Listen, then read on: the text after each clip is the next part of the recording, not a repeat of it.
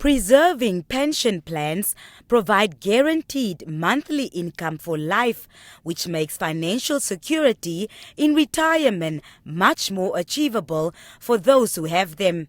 We caught up with 89-year-old Beatrice Nanda, who retired close to 30 years ago. After working for MNZ for more than 30 years as a messenger, he had the option to withdraw his pension as a lump sum once off, but he opted for a monthly payout instead. His monthly benefit, combined with his old age pension grant, has allowed him to live comfortably for the past 30 years.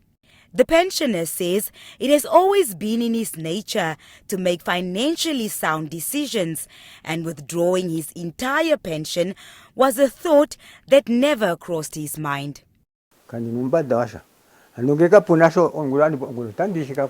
Right now, I am not worried about anything. If one does not have any resources, then you are likely to be concerned about the future. You would be anxious about what you are going to eat. You won't be at ease because you need money and you don't have it. Even your physical strength is bound to suffer and you are likely to age quicker.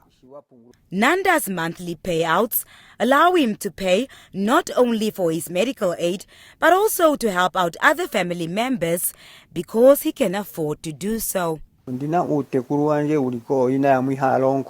allows me to assist my grandkids. I also use the money to make small renovations around the house when needed. My monthly payout pays for my water and electricity.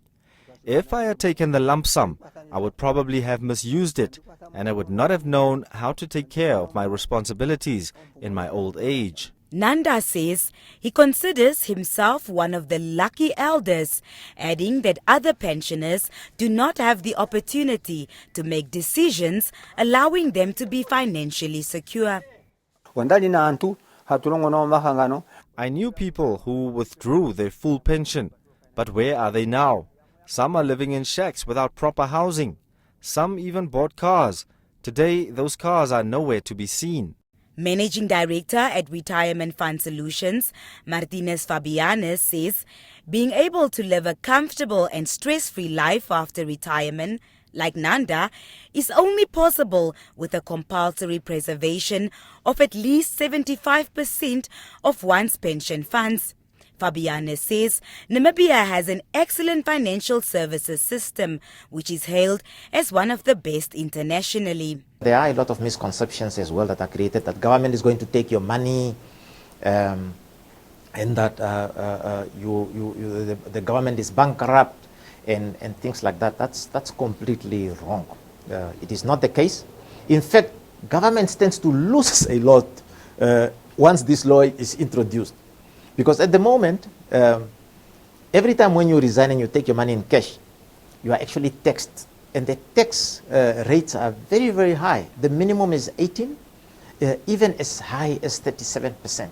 Fabianes explains that the preservation of pension as contained in the Financial Institutions and Markets Bill is nothing new. He said in Botswana, compulsory preservation is already in place, while South Africa is planning to do away with provident funds. Resigning to get your pension fund money is not the answer to ridding yourself of poverty. In fact, that may just be the beginning of getting yourself into poverty. So I believe that we must embrace the good things about this draft law. And if there's anything that we believe can be improved about the law, let us rather make those constructive suggestions on how the law can be improved. Consultant at ISG Risk Management, Eben de Klerk, says what government is trying to do by introducing the compulsory preservation of pension funds is noble. However, it does not address the elephant in the room: government's ballooning debt coupled by the high rate of unemployment in the country. Government debt was regarded as your zero risk indicator in an investment, where government debt is becoming a very high risk investment now. And also other institutional investors are also going into government debt, the public, the banks.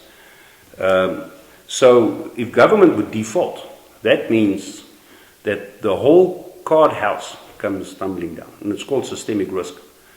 And we are really far down that road of systemic risk.